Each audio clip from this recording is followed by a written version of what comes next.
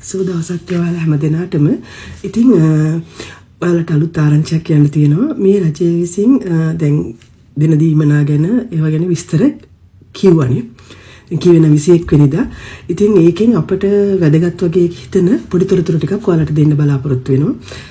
එකක් තමයි පොඩි ළමයි ඉන්න කට්ටියට ළමයින්ට මංකොල දෙක දෙනවා කියලා ඉවල්ලා කියලා තියෙනවා. ඒ කියන්නේ ස්ථීර වෙච්ච ඒවා නෙමෙයි දෙන්න බලාපොරොත්තු වෙනවා කියලා කියන්නේ යාළුවනේ. දෙන්න බලාපොරොත්තු වෙනවා කියලා තියෙනවා. ඊගාවට ගෑස් වලටයි ලයිට් වලටයි 7000 ගානක් මේ අඩු කරනවා කියලා ඉවල්ලා. අඩු කරන්න බලාපොරොත්තු වෙනවා. කියන්නේ පොඩි සහනයක් අඩු කරනවා කියන්නේ සහනයක් දෙන්න බලාපොරොත්තු වෙනවා කියලා. ඊළඟට මේ වාහනවල තෙල් වලටත් සහනයක් දෙන්න ඒ කට්ටිය බලාපොරොත්තු වෙනවා කියලා. ඊට පස්සේ කෑම සඳහා ඒක මොන ක්‍රමයකට දෙනවද කියලා නෑ. එක්කෙනෙකුට 3000 ගාණක් වගේ ගාණක් දෙන්න බලාපොරොත්තු වෙනවා කියලා තමයි කියන්නේ.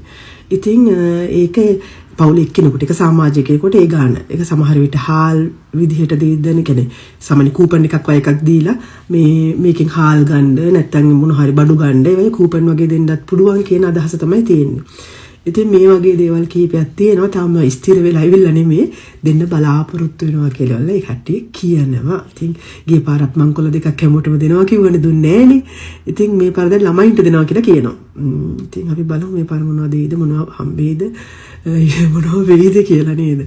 ඊට වඩා තවත් ප්‍රශ්න ගොඩක් තියෙනවා. දැන් මේ චීන ප්‍රශ්නය ඒ ඇස්සේ විදේශික කට්ටියට දැන් තියෙනවා කතා වුණානේ. ඒ කට්ටිය කතා වුණා කියන්නේ මීට් එකක් තියලා වෙලා තීරණය කළා එක නීති අනම්මනම් ඔක්කොම කතා කරලා ඒ කට්ටිය කිව්ව දෙයක් තමයි ලබන අවුරුද්ද ජනවාරි වලට ඉස්සරලා හරියට නීති ඔක්කොම ලෑස්ති කරලා ඉදිරිපත් කරනවා කියන එක. මම මේක ඊළඟ වීඩියෝ එකකින් කරන්න.